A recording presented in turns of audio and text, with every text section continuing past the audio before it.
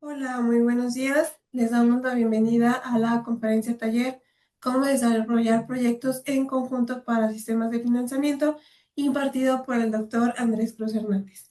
Y bueno, para dar inicio, me permitiré leer una breve semblanza del doctor Andrés Cruz. Es investigador de tiempo completo de la Escuela de Agronomía de la Universidad La Salle Bajío, así como miembro del Consejo de Investigación de la ULSA y miembro de la Red NOPAL, en el Servicio Nacional de Inspección y Certificación de Semillas. Es licenciado en Biología por la Universidad Autónoma de México, maestro en Ciencias con especialidad en Biotecnología de Plantas por el Centro de Investigación y Estudios Avanzados Investad en Irapuato, doctor en Ciencias con especialidad en Biotecnología de Plantas por el CIMBESTAB de Irapuato y tiene un postdoctorado por la Universidad de Queensland, Australia. Ha realizado diversos proyectos de investigación financiados por instituciones de renombre como el CONACYT y la Fundación Guanajuato Produce. Entre sus proyectos destacan la clonación y caracterización molecular de genes involucrados en la maduración de la tuna y la producción de pigmentos de cempasúchil.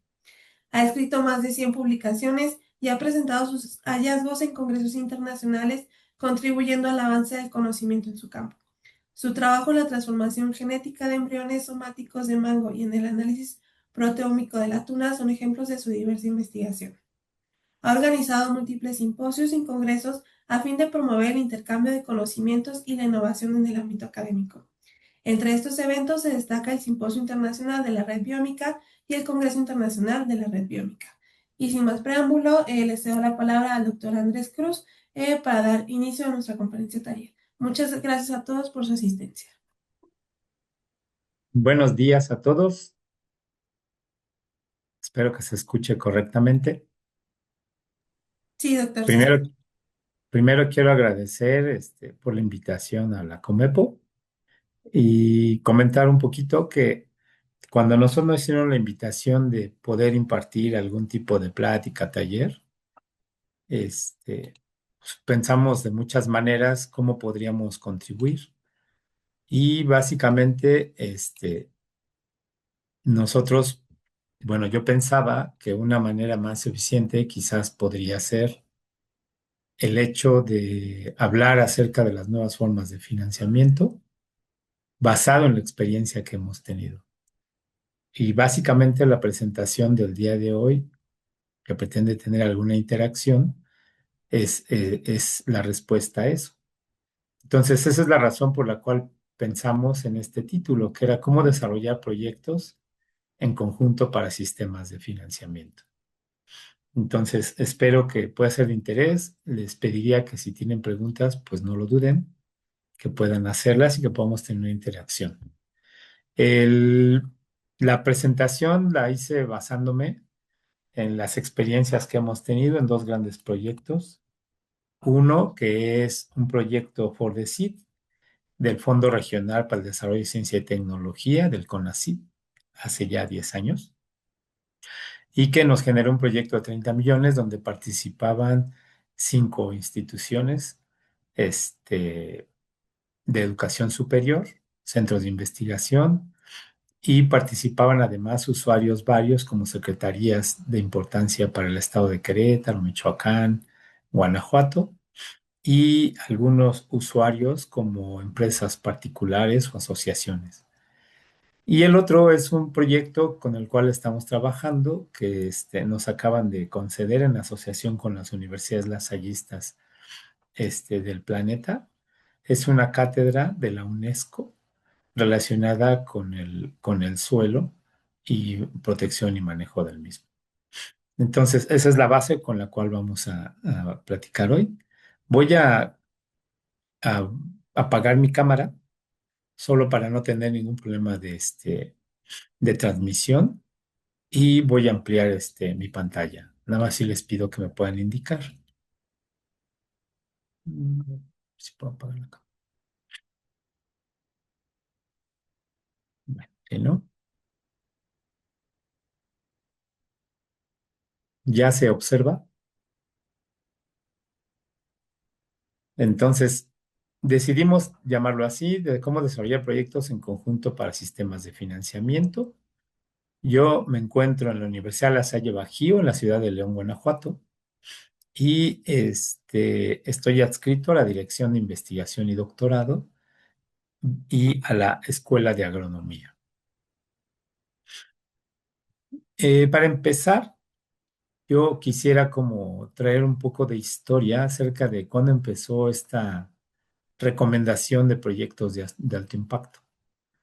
En los años 80 se hizo un planteamiento acerca de el financiamiento en general en los proyectos de investigación en el planeta.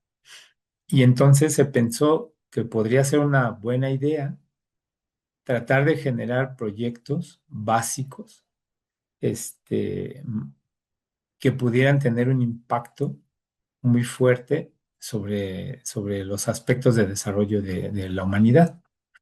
Y entonces incluía una visión global entre diferentes países con una gran inversión. Hoy en día esa inversión, si la vamos a visualizar, veremos que no es tanto, pero sí el impacto. Y entonces involucraba también un esfuerzo común, sobre todo para la construcción de infraestructura que pudiera dar servicio a una gran cantidad de personas en el planeta y mucho de ello del sector de la ciencia y la tecnología. Entonces, para 1980, en la década de los 80, se generan tres grandes proyectos, que fueron los primeros. Uno, el colisionador de partículas, que yo creo que han escuchado ustedes. Este era un acelerador de partículas que se diseñó básicamente para hacer chocar las partículas subatómicas, por ejemplo, protones, a velocidades muy altas, muy cercanas a la velocidad de la luz. Y básicamente era para estudiar la estructura de la materia y descubrir si había algún otro tipo de partículas. Hoy en día, este proyecto inicial ha derivado en tener sedes en diferentes países. La sede principal, la construcción principal, está en la frontera de Francia y Suiza y básicamente tiene una extensión de 27 kilómetros. En México tenemos una representación en tres instituciones, el CINVESTAB, el Instituto Politécnico Nacional y el Tecnológico de Monterrey. El costo inicial de este proyecto fue de más de 6.000 millones de dólares, incluyendo toda la parte de infraestructura y toda la parte de experimentación. Este proyecto se empezó a trabajar el diseño desde la década de los 80 hasta 1995 se aprobó la construcción y el pase del proyecto.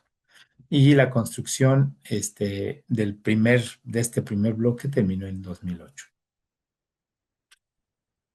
El segundo proyecto o megaproyecto fue el del supertelescopio Hubble. Hoy en día el impacto que ha tenido es que ya se creó una red de telescopios y hace un par de años pudieron tomar fotos, por ejemplo, de los hoyos negros. Fue lanzado en 1990, la gestión fue otra vez en la década de los 80, principalmente la NASA, y es un observatorio que se sitúa a 540 kilómetros de la Tierra. Y la función básicamente para el uso es capturar imágenes con luz ultravioleta, luz visible, infrarroja, sobre todo para tratar de ver las características relacionadas con el universo y las galaxias. El costo inicial fue de más o menos entre 2.000 y 2.800 millones de dólares en su lanzamiento en 1990. Pero el costo adicional de mantenimiento, reparaciones y operación al total lo llevó hasta 10.000 millones de dólares. En ese tiempo, cuando sonaban estas cantidades, sonaba algo muy estratosférico. De hecho, por eso eran los megaproyectos para el planeta. Hoy en día hay proyectos que rebasan todo esto, ¿no? Y el tercer megaproyecto fue la secuenciación del genoma humano, que en este caso era un consorcio de investigación internacional cuya meta era tratar de secuenciar y mapear el ADN humano. Y la razón fue porque después de 40 años del fin de la Guerra Mundial, con las explosiones en Japón, en Hiroshima y Nagasaki, se observaba que todavía había muchas modificaciones en los seres humanos, muchas mutaciones y que generaban modificaciones fenotípicas, enfermedades principalmente. Entonces decidió de una vez por todas hacer la secuenciación para identificar qué era lo que estaba ocurriendo. Empezaban el gran negocio de la secuenciación de forma, digámoslo así, industrial. Y este sentó las bases para la medicina personalizada. Hoy en día, las utilidades son el diagnóstico de enfermedades genéticas, el fitomejoramiento a través de la genómica y la identificación de microorganismos principalmente. Colaboran más de 20 laboratorios en todo el planeta, principalmente de Estados Unidos, Gran Bretaña, Japón, Francia, Alemania y China, con un costo aproximado para la primer secuencia de los seres humanos de 3.000 millones de dólares. Hoy en día, les digo todo esto, las cantidades que se dedican son de otro tipo y para otro tipo de proyectos. En México, a partir de estos impulsos, los gobiernos en turno, el gobierno federal, trató de concentrar una gran cantidad de dinero para apoyar proyectos básicos que pudieran generar un desarrollo tecnológico para todo el país y sobre todo también para el desarrollo de la planta de ciencia y tecnología. Se destacan tres de los proyectos que se conocieron en ese momento y que fueron desarrollados durante el sexenio de 2000 a 2006. Uno era el Gran Telescopio Milimétrico y básicamente su construcción empezó desde los noventas, básicamente. Está ubicado en Puebla, en una de las partes más altas, y fue uno de los proyectos astronómicos más costosos y ambiciosos. De hecho, en el planeta, la astronomía ocupa un espacio importante con ello, ¿no? Y esta fue una colaboración de México desde diferentes institutos y Estados Unidos a través de la Universidad de Massachusetts. El costo del proyecto fue de más o menos 200 millones de dólares. El otro proyecto de trascendencia fue uno de proyecto para generar energía eléctrica a partir de de fuerza eólica. Está instalado en el istmo de Tehuantepec, aunque hay otras regiones que han hecho uso del mismo proyecto, y en el Bajío, por ejemplo. Y básicamente sirvió para hacer el establecimiento de los primeros parques eólicos, principalmente en Oaxaca. Y la idea era tener un avance importante en energías limpias. Y aquí básicamente se lo adjudicaron más al Instituto de Investigaciones Eléctricas.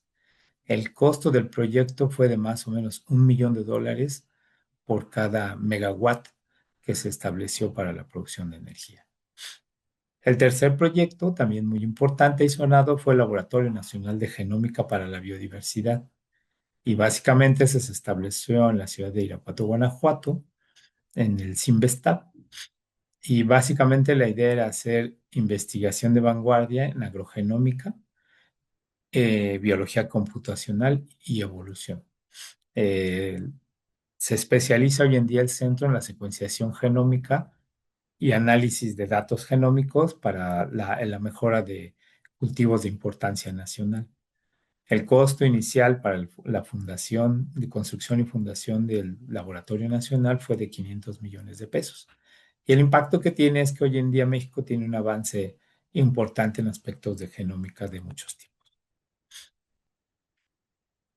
Hasta aquí podríamos decir que son proyectos muy exitosos y muy ambiciosos, pero también hay otros aspectos que también podríamos considerar. Por ejemplo, no sé si ustedes conozcan a los Beatles, ¿verdad? Unos muchachos que empezaron a los 16 años. Los Beatles a la fecha siguen generando cerca de 50 millones de libras esterlinas por año, y principalmente a través de una compañía que fundaron y que está representada por los músicos sobrevivientes y los familiares. Paul McCartney, uno de ellos, es uno de los músicos más ricos del planeta y él gana más o menos $1.000 millones. Este también es un proyecto muy exitoso, aunque al principio ellos no tenían mucho dinero y fueron explotados. El problema central es que siendo un proyecto muy exitoso, también tuvo una serie de problemas y terminaron separados, aunque eso no les ha dejado de generar ganancias. ¿Y esto qué tiene que ver? Pues porque hay muchos proyectos que son exitosos y que desgraciadamente por factores diferentes también se rompen y en ocasiones sí dejan de tener ganancias, ¿no? De algún tipo. Entonces, la conceptualización actual es que manteniendo un poco esta parte histórica y cultural acerca de la distribución de recursos, que es relacionada con tratar de decir que hay un mejor aprovechamiento de los mismos, es que el Consejo Nacional de Ciencia y Tecnología, desde hace ya más de 6 años, ha tratado de generar impulso a proyectos de grupo con diferentes modalidades. Entonces, la página misma del Consejo de Ciencia y Tecnología es que se hace una clasificación de tres tipos de proyectos que podrían ser aplicados, ¿no? Uno son los proyectos multidisciplinarios, cuya definición como tal es que suelen ser proyectos de trabajos de grupos que puedan colaborar en paralelo en una disciplina diferente, cada uno de ellos, y aportando desde esa perspectiva alguna contribución. Y en este caso no implica alguna integración más allá que asumir algún tipo de, como responsabilidad, más bien de colaboración moral y de parte individual de cada grupo.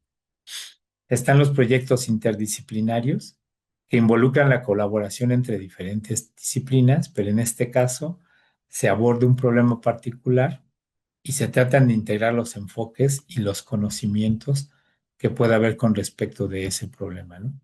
Un ejemplo ahorita posiblemente puede ser lo que acaban de generar, el grupo que se acaba de generar para tratar de abordar lo relacionado a la producción de energía o gas natural vía el fracking, ¿no? Y están los grupos transdisciplinarios, que sería como la mayor parte de complejidad, que es lo que buscan que podrían ser más de utilidad. Y básicamente son proyectos que tratan de trascender los límites disciplinarios, es decir, aquí, por ejemplo, que sean algunos grupos académicos de un área, ciencias naturales, y que puedan integrarse con grupos de áreas totalmente diferentes, como las ciencias sociales, para generar un conocimiento que sea más integrado y pueda resolver algún tipo de problema complejo, como son estos que estamos abordando. Entonces,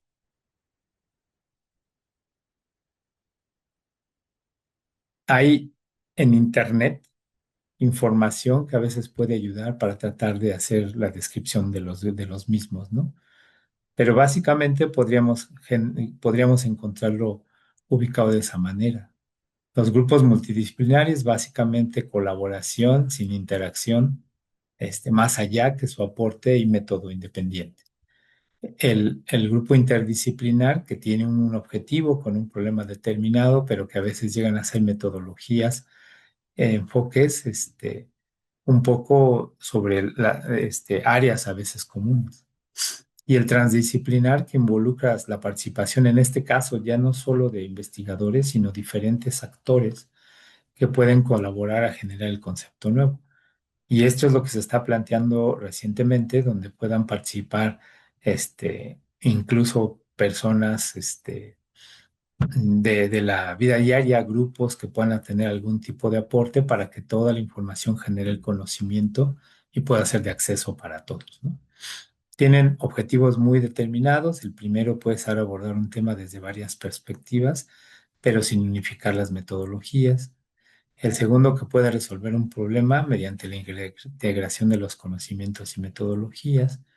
Y el último, que genera los conocimientos básicamente a partir de manera colaborativa y con una evaluación del impacto social y el progreso científico.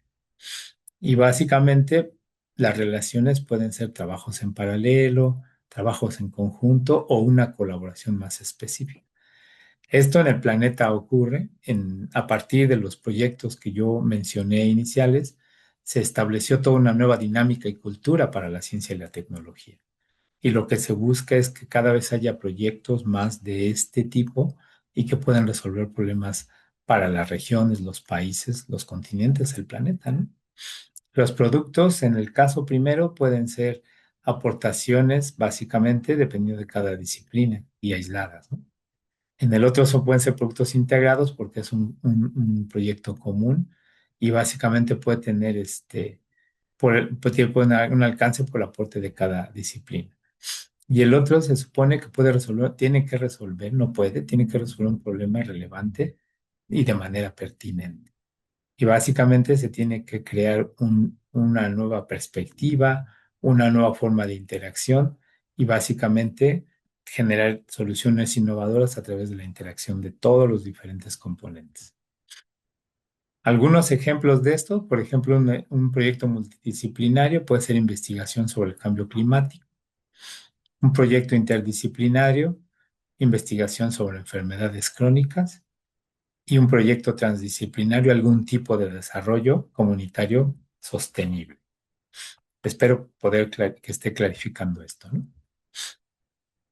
Entonces, el CONACYT recientemente en sus convocatorias ha establecido cuáles son más o menos los, los, los aspectos, los lineamientos que deberíamos de hacer en seguimiento. Y algunos de los ejes que ha marcado son los siguientes, que es el fortalecimiento y consolidación de la comunidad científica, el impulso a la ciencia básica y de frontera en todas las áreas y campos del saber científico. Ahorita veremos más o menos cómo está la convocatoria. Prevención, atención y solución de problemáticas nacionales sobre la base de agendas temáticas. Desarrollo de tecnologías estratégicas de vanguardia. Impulso a la innovación abierta y el acceso universal al conocimiento humanístico y científico y a sus beneficios sociales. Entonces, es generar nuevos aspectos relacionados con la ciencia, pero permitir la participación de otros actores y generar productos que, que tengan un impacto mayor sobre la base del conocimiento científico, la educación y principalmente la sociedad. Todos los proyectos de investigación o proyectos estratégicos que ha señalado el CONACYT para tener las líneas son estas, ¿no? Medio ambiente, que tiene que ver básicamente el proyecto principal que se planteó fue la restauración de los mantos acuíferos, principalmente las cuencas más importantes del país. Atender los aspectos de desigualdad e inclusión social, principalmente pobreza extrema. Somos un país que tiene una gran cantidad que aunque ha disminuido la pobreza, aparentemente en los últimos 6 años, la pobreza extrema esa no se ha visto trastocada en beneficio, ¿no? Agricultura, principalmente los cultivos básicos de la alimentación, que es maíz y frijol, el patrimonio y diversidad cultural, que básicamente es el diagnóstico relacionado con la parte lingüística y el rescate de materias primas de artes y oficios, desarrollo productivo para hacer intervenciones estatales para detonar el crecimiento económico, el humanismo, que se supone que es la nueva corriente que se trata de establecer y básicamente es el estudio de las transformaciones del pueblo, principalmente los movimientos sociales importantes con bases en la ideología de izquierda y derecha. Salud, somos un país que hoy en día es uno de los países número uno en obesidad, con altos riesgos de diabetes y cuya índice principal de mortandad está basado en problemas y derivados de males cardíacos, ¿no? Y algunas otras enfermedades. Entonces, prevención, diagnóstico, tratamiento de enfermedades de mayor prevalencia y sobre todo las nuevas epidemias y pandemias que puedan venir. Y hay algunos muy particulares que se han desarrollado y que se tienen que atender, que básicamente tienen que ver, por ejemplo, con el establecimiento de la explotación de litio, los diagnósticos y mucho del cambio climático. Entonces, llamando a esto, en el pasado se podían separar proyectos grupales con financiamientos de gran importancia y los financiamientos individuales para ciencia y tecnología. Recientemente, esta es una impresión que yo hice de la convocatoria de ciencia y de ciencia básica del 2026 y que básicamente es para señalar cuáles son las características para las propuestas de este año. Básicamente, el primer enunciado dice que la convocatoria está dirigida principalmente a la modalidad de grupos de investigación. El resto son cuestiones conocidas, pero lo importante es eso. Entonces, quiere decir que el financiamiento, al menos público, que se vislumbra, es que la tendencia va a ser hacer proyectos o generar proyectos o financiar proyectos de grupos de investigación. De ahí la importancia de tratar de ubicar este seminario. Entonces, la pregunta sería esta, ¿no? Esta es una pregunta que nos hemos estado haciendo ya desde hace un buen rato en la Universidad de La Salle. ¿Cuáles son las principales barreras que pueden ser institucionales, culturales, metodológicas, que limitan el desarrollo de los proyectos que pueden de grupo, que pueden ser inter, multi o transdisciplinarios y cómo podrían superarse, ¿no? Es decir, si la cultura va a hacer a que hagamos principalmente proyectos de grupo, ¿cómo hacemos para resolver los posibles limitantes para tener un desarrollo científico de grupos y que se ocupe de problemas este, muy emergentes o problemas muy trascendentales?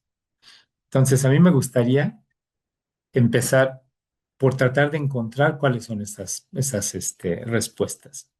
Entonces, en la experiencia que yo tengo, desde que entré a hacer estudios de posgrado y hasta hoy en día mi experiencia como investigador, es que una vez me correspondió escuchar a una persona que tenía una trascendencia importante y que él decía que la formación de investigación tenía tres etapas. En la etapa uno, que normalmente es cuando te acabas de graduar, era hago lo que puedo, ¿no? Y no solo observamos. El conocimiento que tú tienes normalmente es el que quieres hacer validar, pues te costó muchos años, ¿no? Poder llegar hasta ahí. Y normalmente es muy difícil inicialmente pensar en que puedas generar. No, no es imposible, pero es difícil por la tendencia a generar un proyecto de grupo. El segundo tiene que ver cuando ya adquieres una cierta madurez, que ya puedes controlar esa etapa del primer financiamiento, que haces tu idea, ¿no? Y entonces la segunda etapa es hago lo que quiero. No importa si es trascendental o no, normalmente tienes una idea que ya es tuya y la empiezas a desarrollar. Y básicamente, a partir de ella, aunque no tenga una aplicación inmediata, es como la idea básica que tienes de identidad. Y el último, que se supone que sería el estado máximo de desarrollo, es hago lo que hace falta. Es decir, ya adquieres una madurez después de algunos años, ya hiciste tu línea de trabajo, ya puedes ubicar un problema donde puedes o modificar o asumir por la disciplina que puedes resolver un problema más particular, diferente incluso de tu área. Aunado a esto, a mí me gustaría sugerir que, por ejemplo, también tiene que ver un poco el estatus de las instituciones, ¿no? Porque normalmente depende de las instituciones el que un proyecto de grupo también se pueda generar. Porque a veces no todas tienen el mismo desarrollo tecnológico. Dos, porque a veces no tienen la misma idea de formación entre unas y entre otras. Y tres, también tiene que ver la edad de la institución, porque va a depender mucho de eso, desde el personal que se encuentre, la dinámica y otra serie de aspectos. Entonces, a mí sí me gustaría recalcar que va a depender mucho tanto del investigador, los investigadores, la edad y la etapa en la que se encuentren para que pueda ser exitoso. Pues nosotros apenas tuvimos unos seminarios, donde un encuentro donde se invitó a personajes de la industria, de las cámaras industriales, donde la idea era preguntarles cuál era la visión acerca de cuál podría ser un sistema de gestión óptimo. Y algunas de las cuestiones que ellos nos señalaban son algunas de las que están aquí citadas. Primero, que tenía que ver con la temporalidad y que con temporalidad hacían un contraste muy fuerte y muy importante, ¿no? La temporalidad entre la academia, la temporalidad en un centro de investigación y la temporalidad en una industria son diferentes. La industria, a veces por su urgencia de la competencia, la temporalidad casi no existe, porque hay un problema que hay que resolver inmediatamente.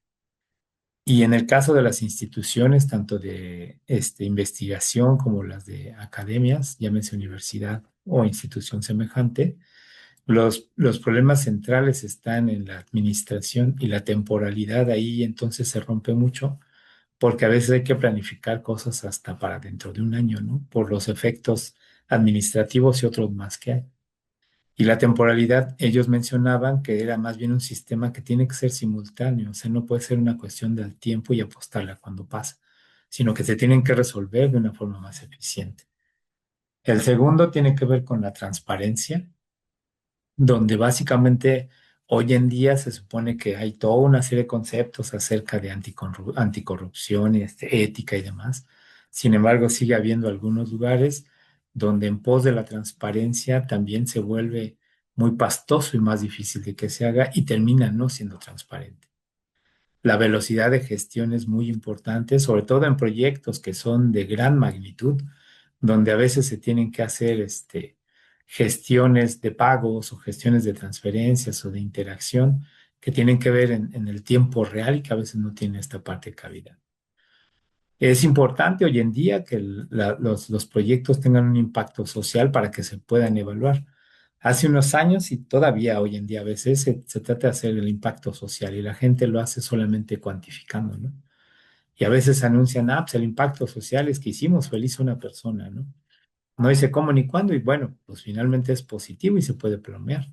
Sin embargo, me parece que la parte de impacto social debe tener una connotación un poco más amplia que eso. La otra es que tiene que haber, o a veces se tienen que hacer reglas formales que seguir. En la parte de investigación a veces somos un poco más anárquicos, ¿no? Y a veces nos cuesta mucho poder entender esta parte de la formalización. Tiene que haber colaboración entre los diferentes sectores. Ellos encontraban como muy atractivo todo el talento que se genera, ¿no? Pero mucho del talento que está generado normalmente está en etapa uno o dos, como mostramos hace rato, lo cual a veces hace difícil que pase de un proyecto que solo es una asociación y pase a un proyecto más formal que tenga un aporte más importante. Y había dos cosas que ellos señalaban y que me parecen muy importantes también. Una era que en algunos lugares hay asesoría institucional. Por ejemplo, algunos centros de investigación que son dependientes a veces directamente del gobierno federal tienen oficinas directamente de transferencia de tecnología. En universidades son muy escasas o son muy pocas y en algunos otros lugares ni siquiera por estado existe algún tipo de oficina que se encargue de hacer este tipo de asociación.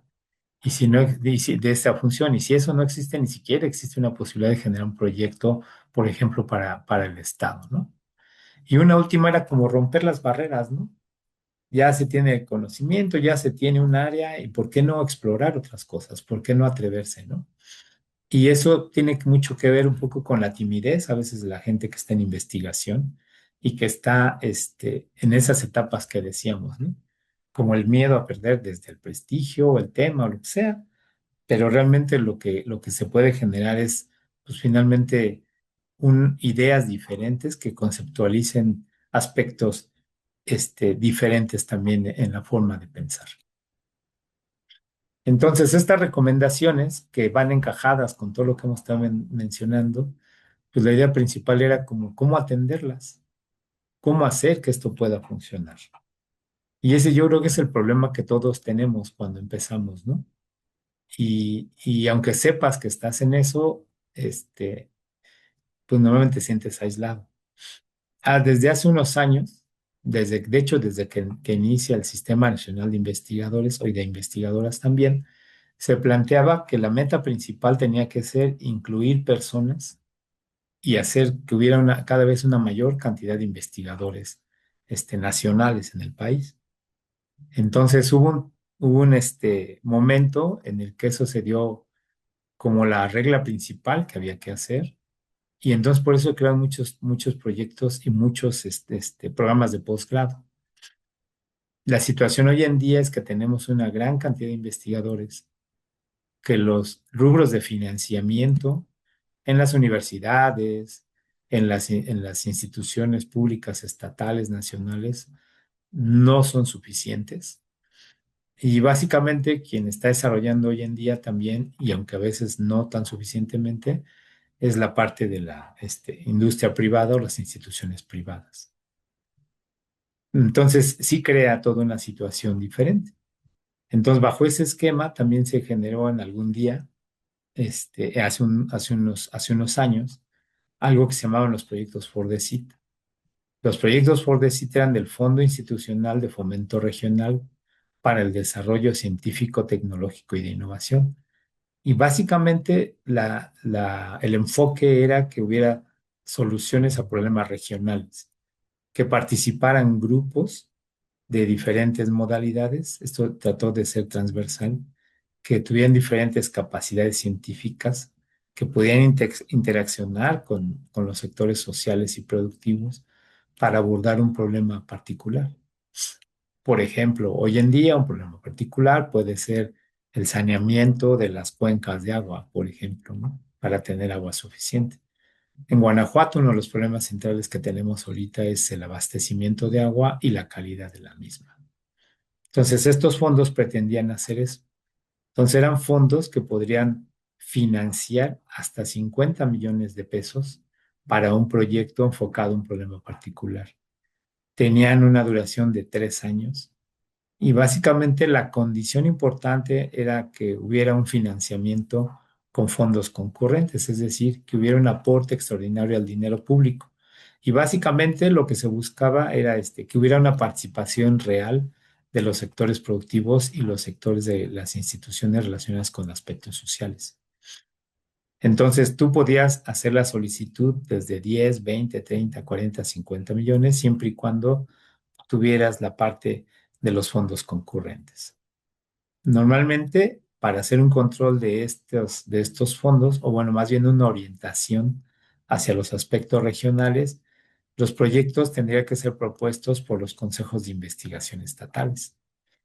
En este caso, por ejemplo, en Guanajuato, el Consejo de Ciencia y Tecnología del Estado de Guanajuato, hoy se llama IDEA, y en el caso de Querétaro, el CONCITEC, Consejo de Ciencia y Tecnología del Estado de Querétaro. Eran los únicos que podrían hacer una propuesta sobre los proyectos para que pasara a formar parte de una demanda y entonces se generara una convocatoria. Eran convocatorias anuales, en algún momento llegaron a ser, porque resultaron a veces sin competencia, y entonces se hacían algunas modificaciones para proyectos semestrales, pero la base era atender una necesidad real y que tuviera un impacto de esa manera. Nosotros tuvimos posibilidad de generar primero una demanda o una propuesta a través de algo que llamamos Sistema Regional de Investigación, Innovación y Desarrollo en Biotecnología, Farmacología y Salud.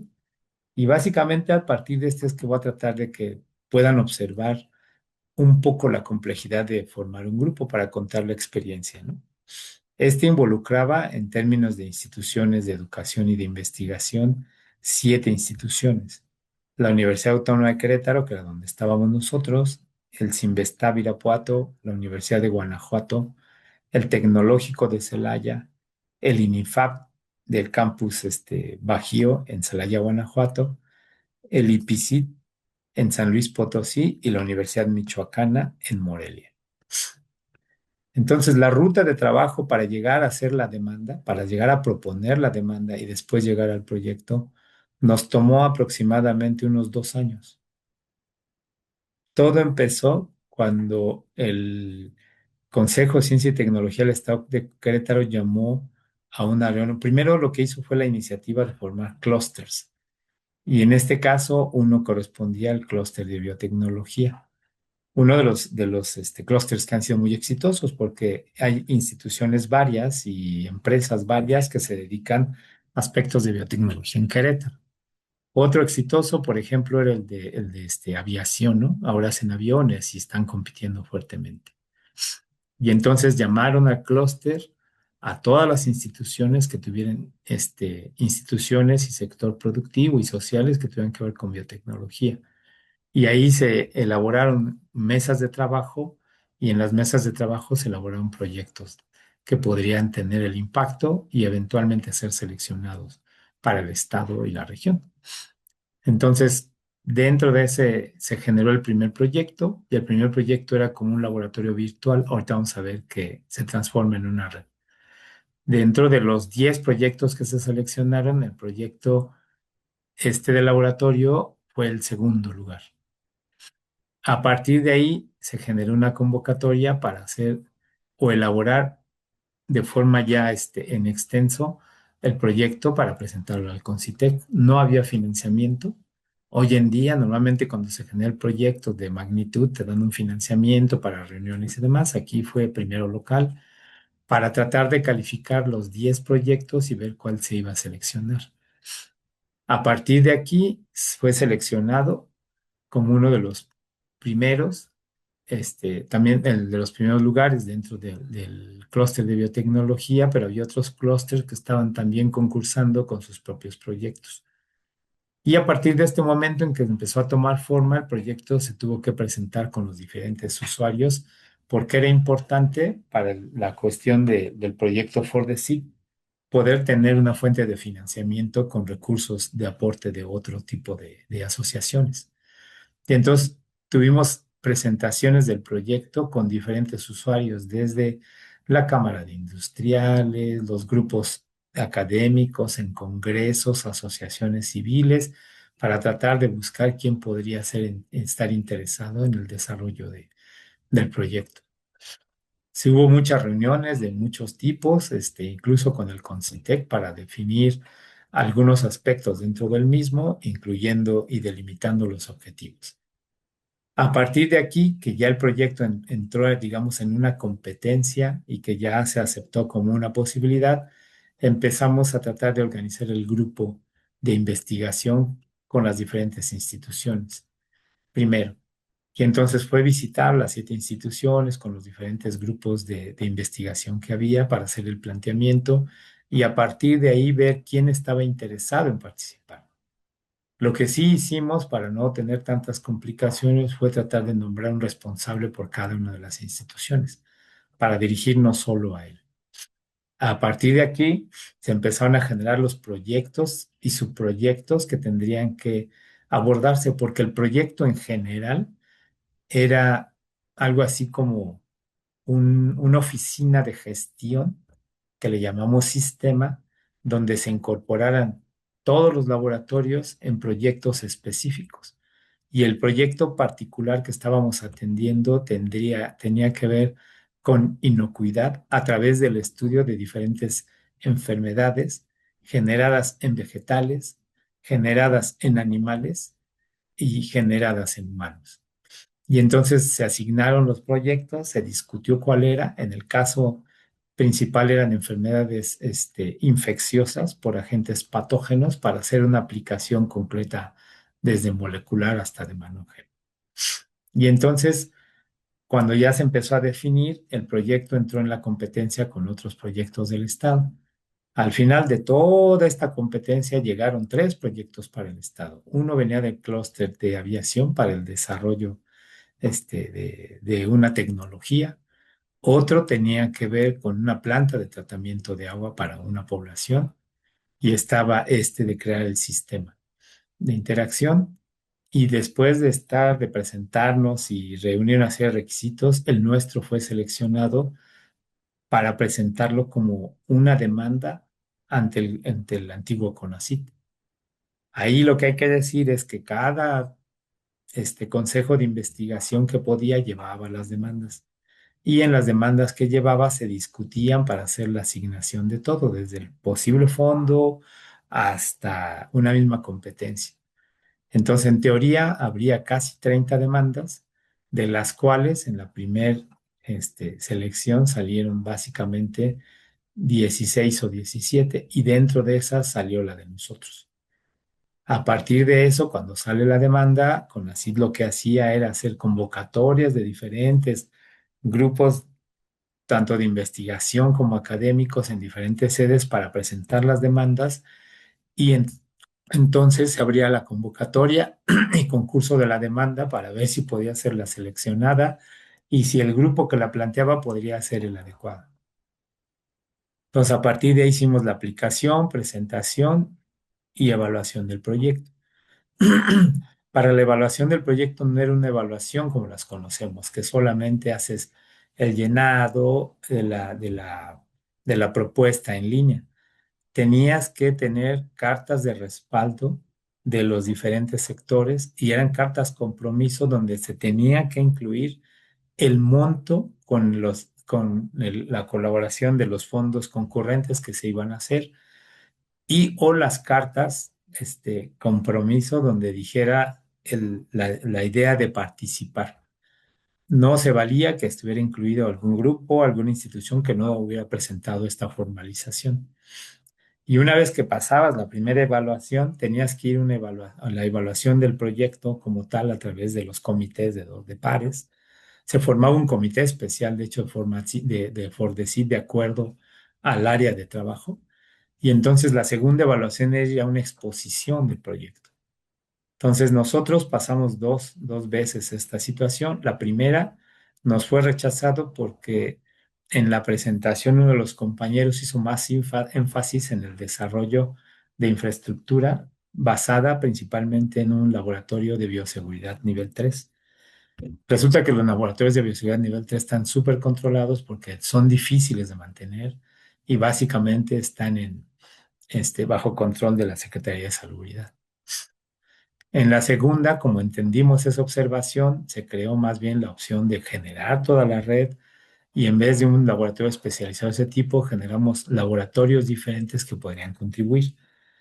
Ahorita en un momento les diré por qué generamos esa demanda, ¿no? Y entonces después, cuando ya pasamos toda la evaluación tortuosa, se hizo la asignación del proyecto por 30 millones de pesos, con todos los fondos validados. Lo que he de decir es que llevar este tipo de proyectos sí es complicado porque tienes que asignarle a cada persona, bueno, no a cada persona, a cada institución, la parte del fondo que le corresponde, sumar el fondo concurrente, convencerlos de que eso va a estar bien y entonces puedas asignar los convenios para que puedan hacer los gastos correspondientes. Y eso demostrarlo con mucha transparencia, en este caso era para el CONACYT y sobre todo tener muy claro los productos que se van a generar y las colaboraciones. Entonces, después de todo esto, 2 años, les digo, pudimos empezar a revisar el proyecto. Entonces, esta es la imagen que hice de la demanda, que estaba en el formato de PDF que se publicó. Y aquí está la demanda. Si ven, es el mismo título que habíamos puesto nosotros del principio, que es el Sistema Regional de Investigación, Innovación y Desarrollo en Biotecnología, Farmacología y Salud. La razón principal tenía que ver porque el, este, el estado de Querétaro había decidido tratar de convertirse en, en la ciudad de medicina para el país. Desde hecho, ellos decían el Houston, ¿no? Entonces estaban encaminando a muchas instituciones al desarrollo de aspectos biomédicos. Y aparte había una red muy importante, muy buena de colaboración entre los hospitales. Y entonces esa era la razón de hacerlo en aplicaciones biotecnológicas hacia farmacología y salud. Permítanme.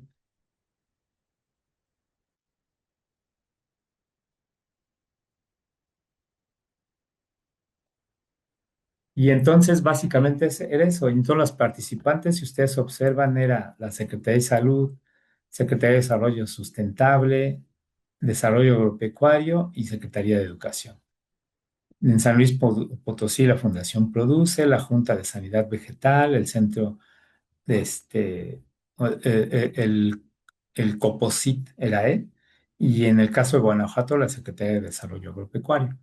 La idea o la base central era generar una red de colaboración que pudiera funcionar como un laboratorio virtual de la región para tratar de diagnosticar antes de que ocurrieran, como en este caso, las pandemias o las enfermedades, desde las bases que eran los elementos más básicos como las plantas hasta las enfermedades en humanos. Los indicadores que se quedaron asentados en la demanda era la creación del sistema de investigadores relacionado con las áreas de detección molecular de patógenos de interés médico, veterinario y fitopatológico. que hubiera un incremento en la cobertura de investigación y tratamiento de patógenos con laboratorios de seguridad tipo 2. Si ustedes recordarán, algunos quizás estaban muy chicos, pero cuando vino la primer pandemia, la gripe porcina, principalmente uno de los problemas que hubo en México no se aisló inmediatamente el patógeno y por lo tanto no se secuenció en Canadá, se aisló y se limpió principalmente en Canadá. Entonces la base era porque no había infraestructura. Después de que pasa la pandemia, el gobierno federal construyó como 100 laboratorios de seguridad tipo 2, que son laboratorios que no son tan complicados, que sí tienen algunos requerimientos, pero que son manejables y que no son de un costo tan alto. Hacer un incremento en la integración de la región con sinergia entre los centros que realicen estudios de investigación, de investigaciones en estudios de moleculares, epidemiológicos y de patología, generación de las metodologías para detección de los patógenos de interés médico, veterinario y fitopatológico y disminución en las pérdidas en la producción del sector agropecuario por estos agentes, ¿no? Plagas, enfermedades y muertes no diagnosticadas. Reducción de costos de diagnóstico molecular temprano en enfermedades en el sector primario y incremento en el número de profesionistas y profesionales de alto nivel en las áreas de diagnóstico temprano, biotecnología, epidemiología, farmacología y salud. Entonces, si ven, todo estaba ligado para poder aspirar a tener una región más inocua. Y los productos eran estos: hacer la red regional de investigadores, la operación de los laboratorios en proceso de edificación, laboratorios especializados de proteómica, metabolómica, básicamente la operación del laboratorio de bioseguridad 2 y la acreditación de al menos uno de ellos con un índice de calidad. Diseño de sistemas de diagnóstico temprano para las enfermedades de plantas y animales y humanos. Para animales y humanos seleccionamos enfermedades que estaban muy relacionadas con infecciones de las más importantes del planeta. Uno era tuberculosis, que era la segunda infección generada por un patógeno de importancia en el planeta, y la otra fue el mal de Chagas. Y esa la tomamos porque en aspectos sociales se considera la enfermedad de los pobres. Y entonces, de hecho, hay poblaciones que están aisladas por ese efecto, ¿no?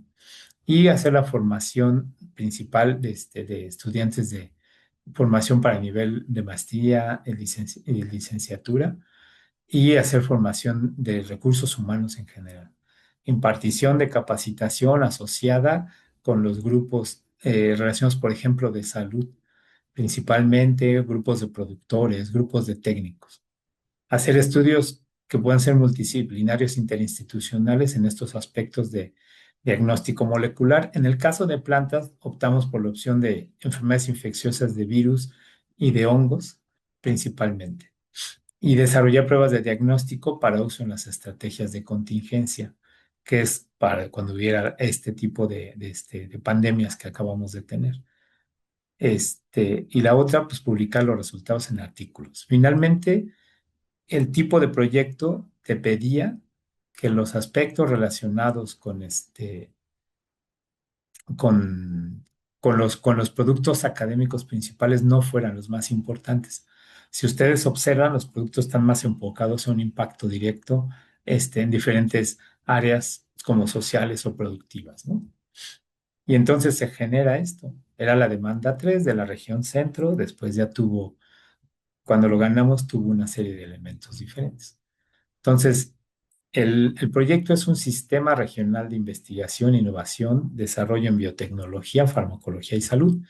Y básicamente nosotros queríamos hacer la implicación de una red. Aquí quisiera hablar rápido de una serie de personas que contribuyeron, de profesionistas que podrían hacer esto. Cuando tú estás en el área biológica, tu asociación llega a ser casi nada más multidisciplinaria, ¿no?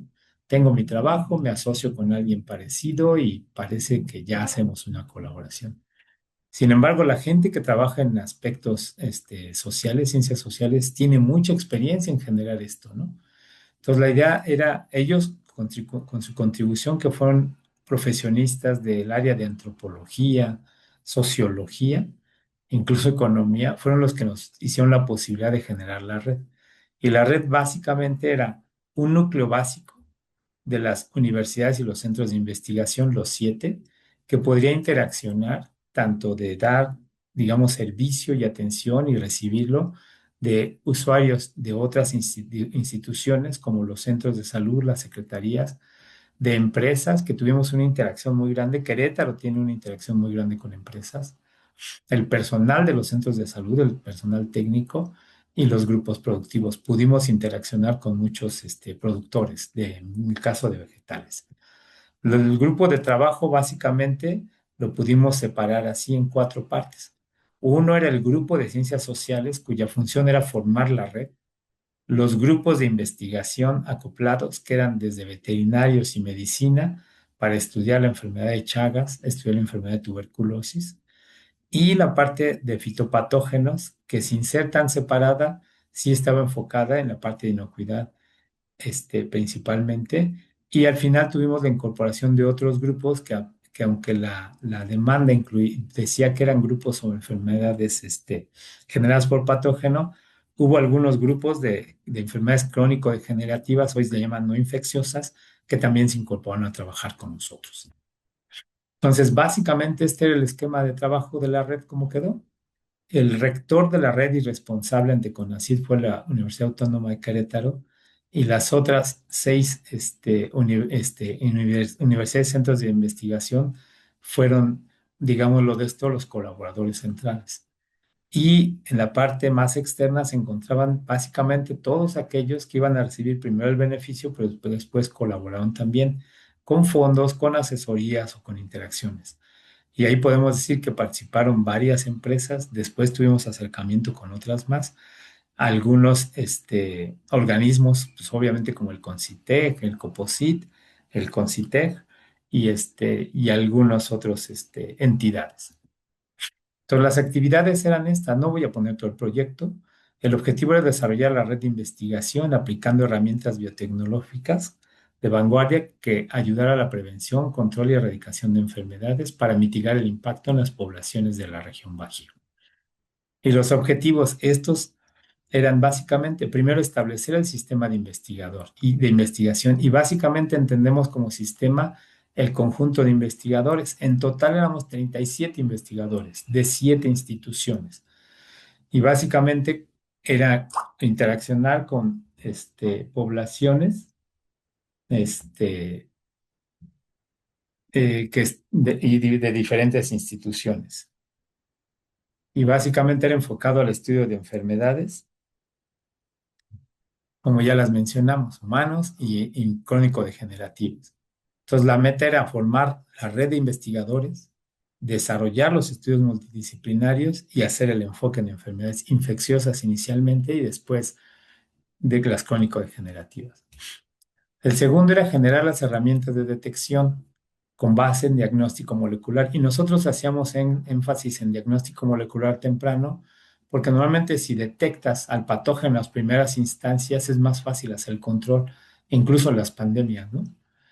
Y entonces era el estudio de las enfermedades de vegetales y animales que estaban en la cadena de consumo y hasta humanos, la obtención de la información epidemiológica. Aquí nos asociamos con gente de medicina y con gente de sociología que tenía experiencia en cuestiones de epidemiología, el desarrollo de estrategias de diagnóstico molecular, aplicar las estrategias para la prevención y control de los agentes infecciosos en plantas y animales.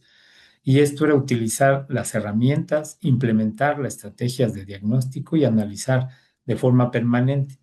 Hoy en día estos sistemas se siguen utilizando. Las personas de los grupos de enfermedades crónico-degenerativas se vieron beneficiados porque ahora ellos aplicaron las tecnologías también para diagnóstico. De hecho, seguimos colaborando en nuevas metas de ese tipo. Una importante era formar recursos. En eso hacía mucho énfasis la parte del Consejo de Ciencia y Tecnología, y era para que participaran profesionistas y estudiantes en los proyectos. Y la idea básicamente era empezar a capacitar las personas que ocuparían puestos tanto de decisión como burocrática como tecnológica para que pudieran adoptar las tecnologías.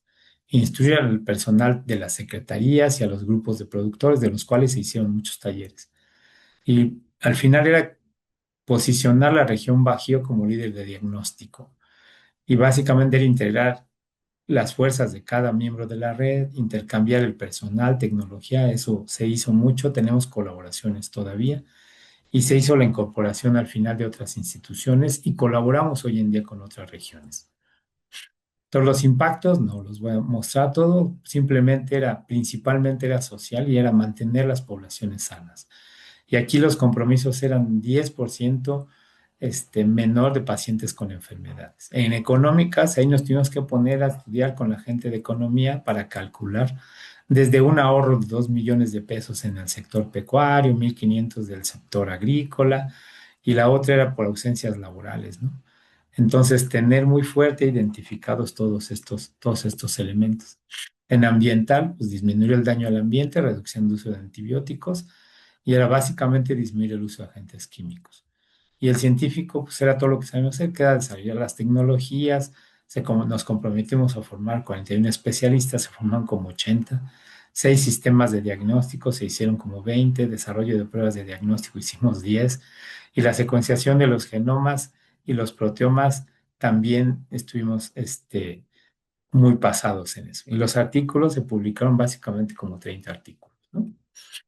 Estas son fotografías nada más para mostrar las actividades de las discusiones con los diferentes grupos, las presentaciones con autoridades y el congreso final que comprometimos donde estábamos todos los participantes con todos los estudiantes y que de empezar siendo 3 personas éramos al final casi 150 personas. Entonces, después de esto, ¿cuáles son las recomendaciones principales, no? Después de pasar por toda esta serie de cosas. La primera que yo podría decir es que te tienes que asociar con personas de confianza. ¿Nosotros qué hicimos para eso? Nosotros nos conocíamos algunos de los centros de investigación, de la maestría, del doctorado. Algunos otros nos conocimos en otra serie de situaciones, movilizaciones, congresos, pero éramos gente que empezó a tener círculos, ¿no? de interacción más confiable. De hecho, la gente de antropología hacía unos mapas para ver cuáles eran los puntos centrales, cómo eran que se habían dado las interacciones, y de hecho hay un libro escrito sobre la creación de la red, hay una tesis específica.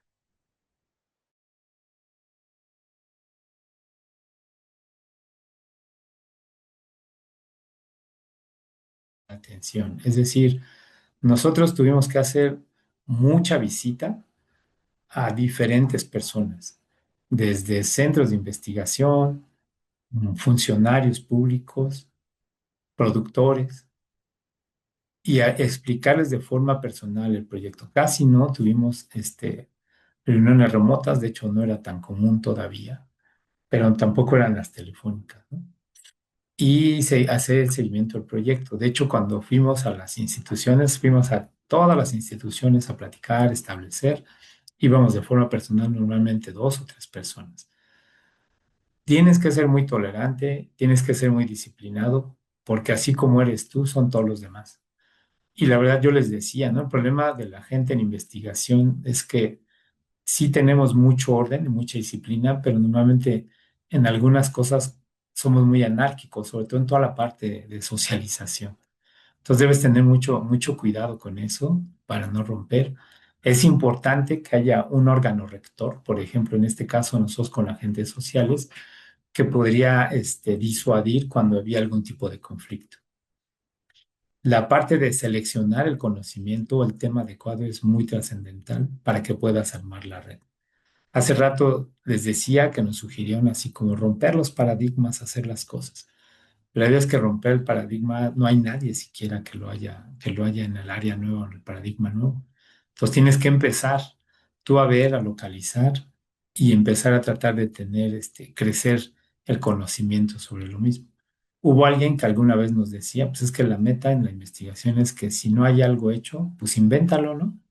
Y entonces son parte de esas situaciones. Hay que abrirse a las diferentes áreas, ingresar a nuevos campos. En el caso de nosotros fue toda una experiencia participar con la gente de antropología, de aspectos sociales, y vía ellos pudimos, por ejemplo, en el caso de la enfermedad de Chagas, atender una situación muy importante.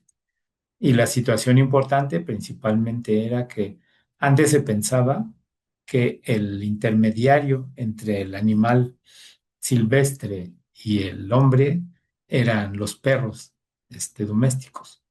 Entonces alguien en alguna situación muy particular encontró el patógeno que se transmite a través de una chinche, encontró la chinche y entonces eso se estableció como ley. Entonces la gente de antropología lo que hizo principalmente fue ir a las poblaciones, en este caso en Querétaro, para tratar de ubicar, conocer y después a través del muestreo identificamos que los perros domésticos no eran los transmisores, ¿no?, de la enfermedad. Y eso fue un hito muy importante. El otro es que hay que ajustar el lenguaje. Como hablas con todo el mundo, pues tienes que tropicalizarlo de acuerdo a cada quien. Yo les decía que la gente de empresa normalmente a veces no quiere trabajar con nosotros, reconocen el conocimiento, pero no quieren porque creen que nosotros solo circulamos de una forma, en una velocidad. Pero cuando te acercas con ellos, tropicalizas o platicas, puedes limpiar toda esta parte. Un punto muy fuerte y claro es que asignen los roles a los participantes, incluso a través de actas, a través de convenios. Aquí el proyecto te pedía que demostraras casi todos los proyectos de colaboración, que hagas una evidencia de que tienes una colaboración y que cuando ya se establece puedas decir de esa colaboración, cómo vas a participar, ¿no? Nosotros, para nombrar a los representantes, tuvimos que hacer asambleas de alguna forma o grupos, elecciones, y que a través de un acta se dijera quién era el participante.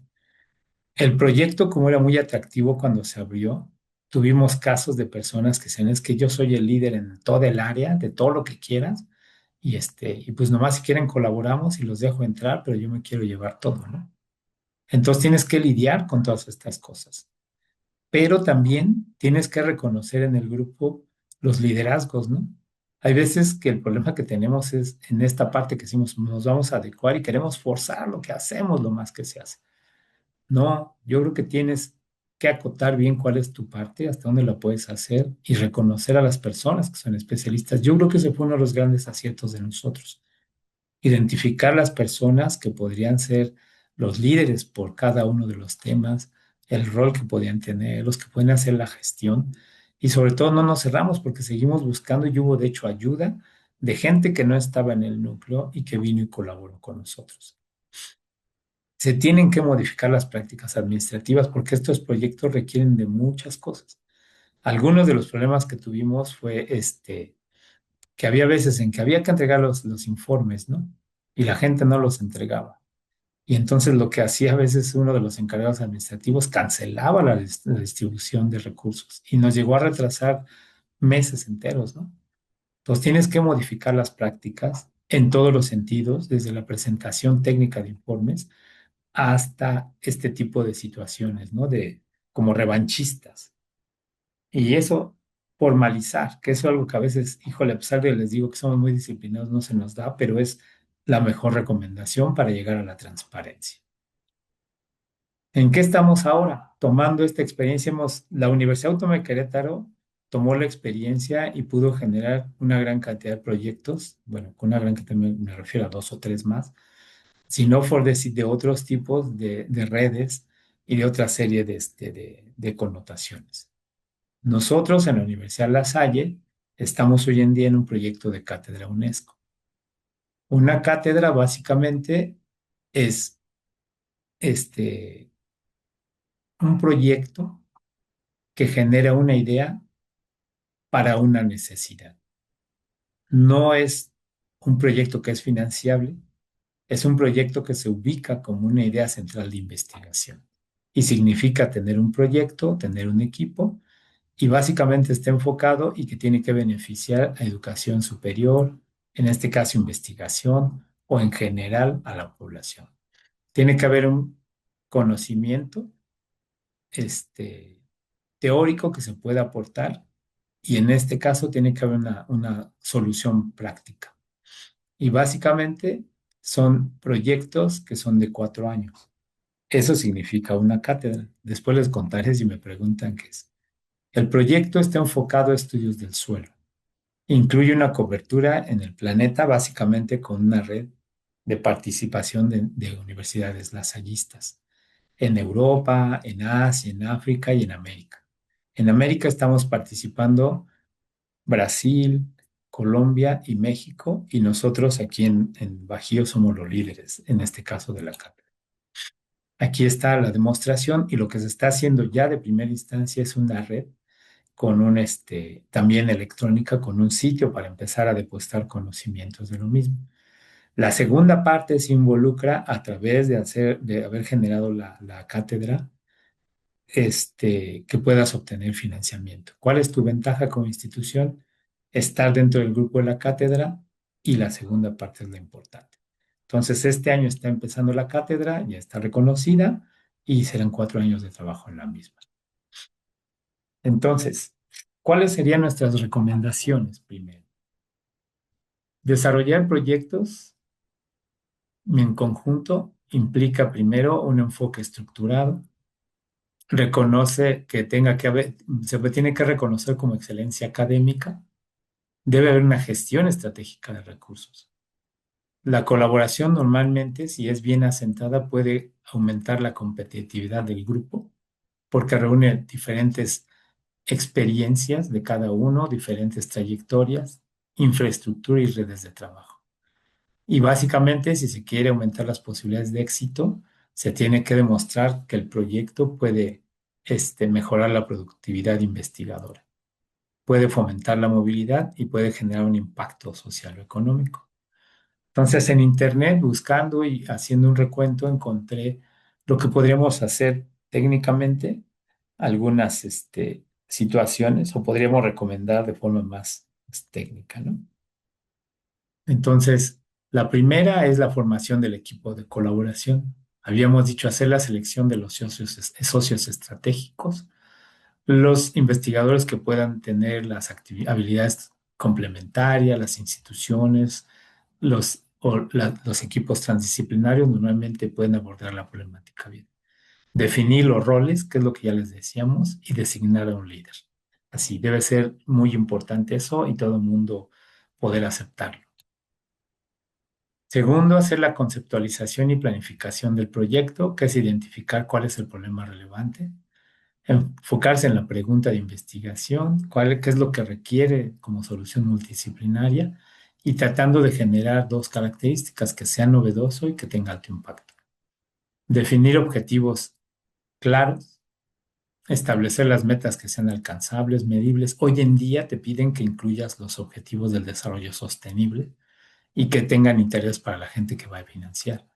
Evaluar la viabilidad básicamente a través de la infraestructura, el acceso a datos y la disponibilidad. Las estrategias de financiamiento y búsqueda de fondos, identificar cuáles son las convocatorias. Yo hace rato les mostré la de básica, hay algunas otras. A nivel internacional hay ahorita convocatorias de diferentes fondos en los cuales puede uno caber, ¿no? También hay fondos a veces de empresas, los bancos, que a veces los fondos no directamente son para que compre reactivos o equipos, sino para hacer intercambios, para financiar otro tipo de cosas. Análisis del financiador para ver cuáles son los requisitos, qué es lo que puedes aspirar, cuáles son los montos y la diversificación de fuentes de financiamiento. En esta parte, normalmente, cuando hacemos la interacción de red, uno dice, pues es que yo trabajo, ¿no? Sé chinches, ¿no? Y quiero que todos sean chinches. La experiencia que yo tengo es que normalmente tengo dos tipos de proyecto, uno que tiene el impacto social y que se puede adaptar a este tipo de proyectos y uno que sigo haciendo como los conceptos de ciencia básica que después pueden saltar. La idea es hacer eso y eso te da posibilidad de tener financiamientos diferentes dependiendo del manejo. Hacer la propuesta, tiene que ser una redacción clara y sólida. Básicamente debe resaltar los aspectos que te piden, que es la justificación, metodología, los impactos, los beneficios. El presupuesto debe ser claro. Nosotros la primera vez tuvimos un problema porque al subir todo de forma muy súbita, cuando venía la distribución del presupuesto fue muy complicado. Entonces, si desde el principio puedes asignarlo, es más fácil, ¿no? Hay algunas convocatorias, sobre todo internacionales, que no te piden tanto problema, pero en México sí. Y revisar la propuesta, ¿no? Y aquí hay una nota bien importante, con 8 meses de anticipación. O sea, Si tú vas a empezar a concursar y ahorita ya hiciste una propuesta y quieres un grupo, desde ahora tienes que empezar a trabajar. Ahí sí no hay otra. Yo les decía, nosotros nos llevó 2 años hacer toda la gestión de la propuesta hasta que se aceptó y luego nos tomó 3 años concluirla, ¿no? Para este de la UNESCO llevamos nosotros año y medio, tardamos año y medio más o menos y ahorita llevamos 4 meses. La gestión del proyecto, básicamente, tener comunicación constante. Yo les decía, de forma personal es más importante hacer los seguimientos, hacer un plan para gestionar todo lo que tenga que ver cambios dentro del mismo. Yo les decía, nosotros asignamos a la agentes sociales, sobre todo para remediar algunos conflictos y algunos representantes para hacer la solvencia técnica. Y sobre todo, pues tratar de hacer colaboración. Y aquí, aunque dice plataformas colaborativas, pues yo creo que persona a persona sigue estando bien. Y ya para terminar, pues hoy en día la mayor frecuencia va a ser presentación de proyectos de grupo en cualquiera de las modalidades. Los proyectos van a requerir inclusión de aspectos de impacto social. Ya esa ya uno no se va a salvar, sobre todo porque está en el alineamiento con los objetivos del desarrollo sostenible. Y aunque no hay un lineamiento para los proyectos, se pueden atender algunas de estas recomendaciones, como ya mencionamos. Pero el mayor acierto, yo pienso, tiene que ver con la formación del grupo. Identificar las personas, las virtudes y tener la mejor relación posible. Y bueno, de mi parte es todo. Si tienen algún comentario, voy a dejar de compartir. Aquí estoy.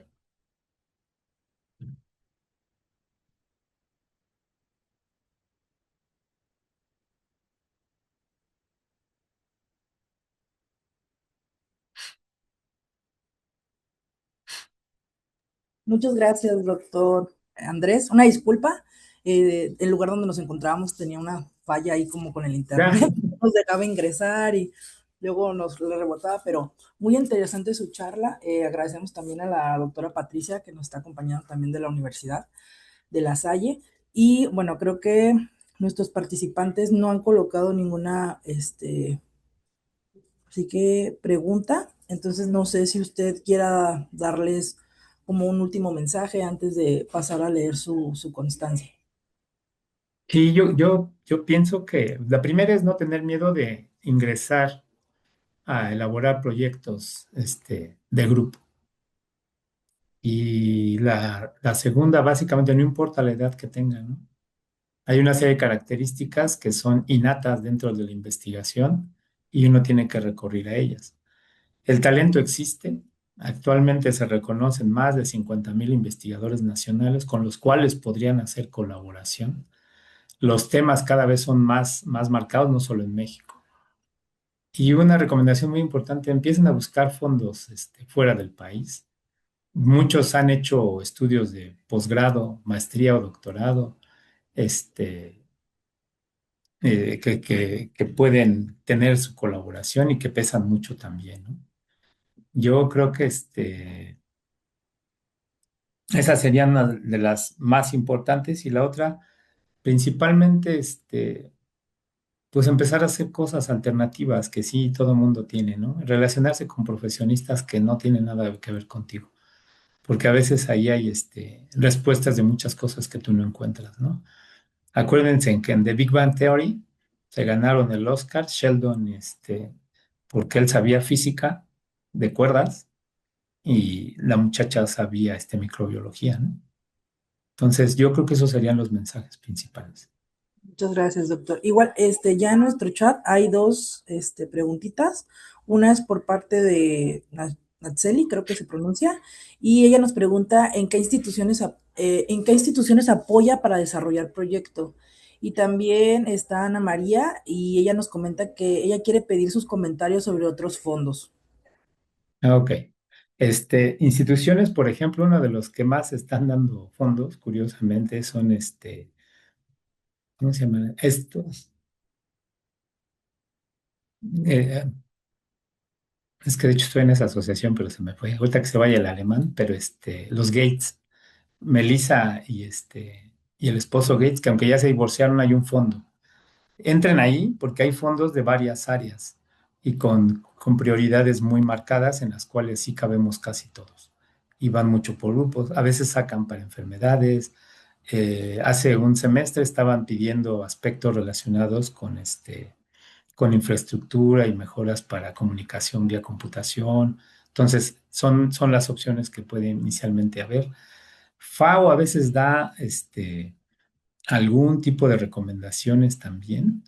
Y, por ejemplo, la Unión Europea y hay unos fondos de Unión Europea en los cuales buscan a veces socios del tercer mundo. Nosotros, aunque digamos que somos del primero, nos clasifican el tercero y entonces pueden entrar a colaborar ahí. ¿Sí?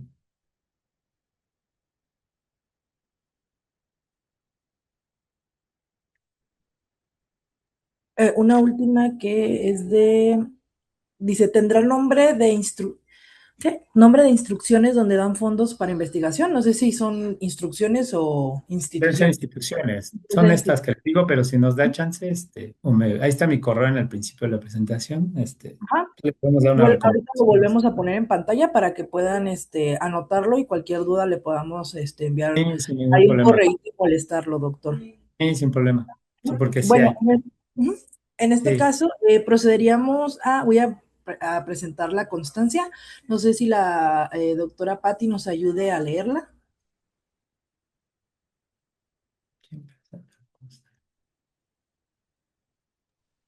Con mucho Sí, gusto. gracias, la proyecto.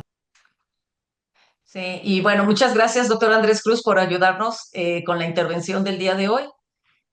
La realidad es que sí ha sido muy relevante el trabajo que se ha hecho en cuanto a las conexiones y yo compartiré el comentario que estaba haciendo el doctor Andrés precisamente en el tema de pensemos en grande.